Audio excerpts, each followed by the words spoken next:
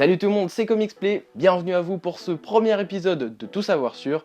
Aujourd'hui, on s'attarde sur l'un des mercenaires les plus connus de l'univers des comics. Moi je sais, Deadpool. Eh non, raté. Aujourd'hui, vous allez tout savoir sur Deathstroke.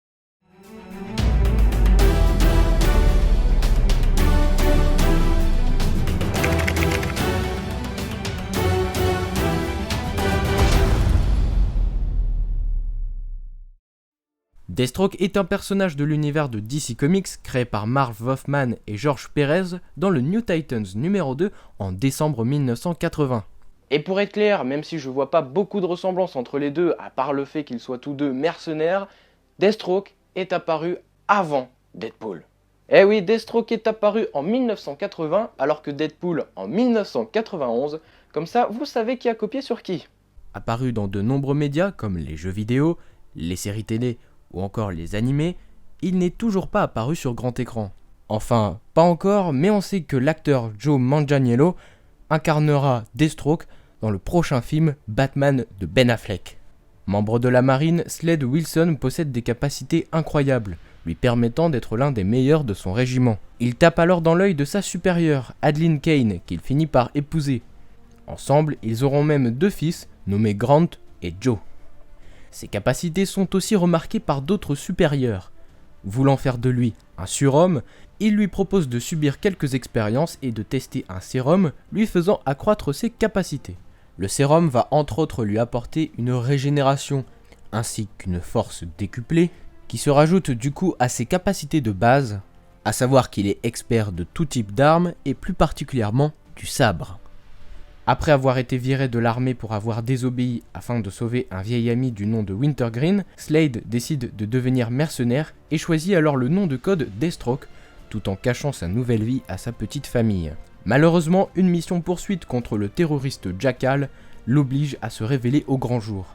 Jackal a en effet capturé Joe, le fils de Slade, et, dans l'objectif de repousser le mercenaire à ses trousses, lui a tranché les cordes vocales. À son retour, sa femme Adeline, choquée par cet accident, menace son mari avec un revolver.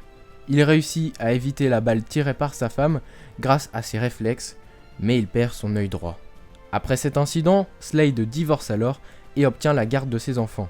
Il donne même naissance à un troisième enfant avec un amour de passage, cette fois-ci une fille, Rose, qu'il garde cachée pour sa protection. Plus tard, l'organisation Hive lui propose un contrat consistant à éliminer les Teen Titans. Slade, ne se sentant pas capable de les vaincre, refuse le contrat. C'est alors son cadet, Grant, qui accepte le contrat. Celui-ci prit le nom de code Ravageur. Mais son père avait raison, le combat était perdu d'avance, et Grant meurt alors en tentant d'accomplir son contrat. Slade décide alors de venger son fils en tuant lui-même les Teen Titans. Mais ce que Slade ne savait pas, c'est que son autre fils, Joe, avait rejoint la team sous le pseudonyme Jericho. Enfin, pas vraiment, Jericho était en réalité possédé et avait une mission claire et précise, s'infiltrer dans l'équipe pour les tuer un à un. Ne voulant pas subir ça, il demande alors à son père de le tuer. Après une longue discussion, Slade tue son deuxième fils et se retrouve alors tout seul. Cette expérience amène alors le bon côté de Deathstroke.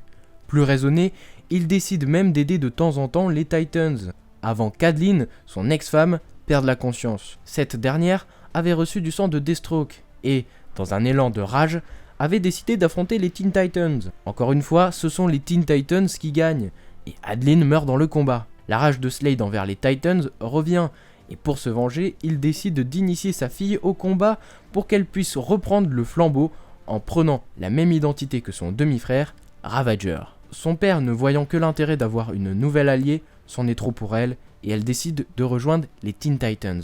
Vous l'avez compris, Deathstroke est avant tout un ennemi récurrent des Teen Titans, allant même jusqu'à créer sa propre équipe de Teen Titans, les Teen Titans de l'Est, juste après l'événement Infinite Crisis. D'ailleurs, parlons vite fait de l'événement Infinite Crisis, événement où Deathstroke aura un rôle mineur certes, mais on le voit quand même pas mal, car il est l'un des membres fondateurs de la société secrète des super-vilains aux côtés de Lex Luthor, avant de se faire mettre hors d'état de nuire par Batman en personne.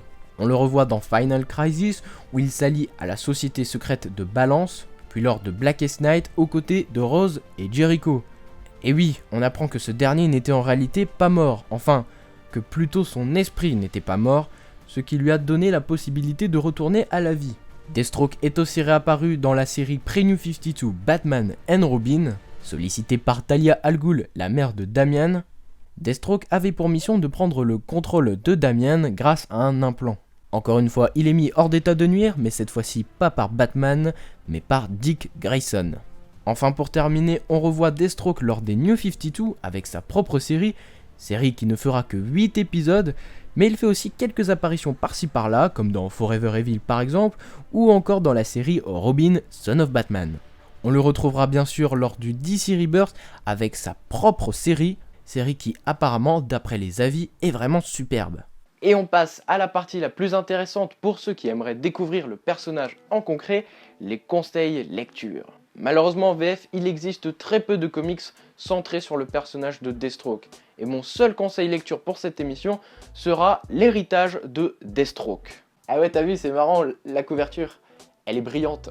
Outre ce petit défaut, que nous raconte l'héritage de Deathstroke? L'héritage de Deathstroke contient tout simplement la série New 52 du personnage. Vous vous rappelez celle qui ne fait que 8 épisodes? Sans trop vous spoiler, sinon il n'y a plus trop d'intérêt, Deathstroke va devoir faire face à un nouvel ennemi, un ennemi qui lui en veut beaucoup.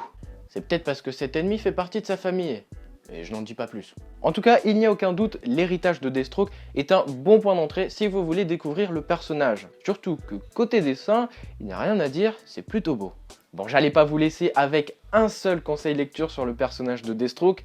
Sachez que vous pourrez retrouver le personnage lors du DC Rebirth. Alors petit rappel pour ceux qui ne le savent pas, DC Rebirth c'est un relaunch lancé en 2016. Un relaunch c'est tout simplement une remise à zéro de toutes les séries. En France, ça n'arrive qu'en juin 2017.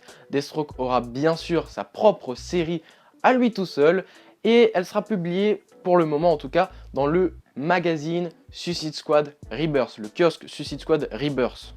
On ne sait pas pour le moment s'il y aura une édition librairie de cette série DC Rebirth de Deathstroke, mais moi je l'espère.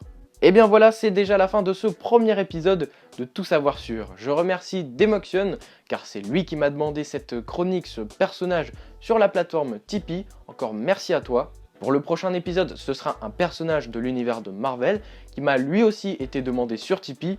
Par contre, pour l'épisode d'après, eh bien je vais vous laisser voter dans les commentaires pour le personnage que vous voulez.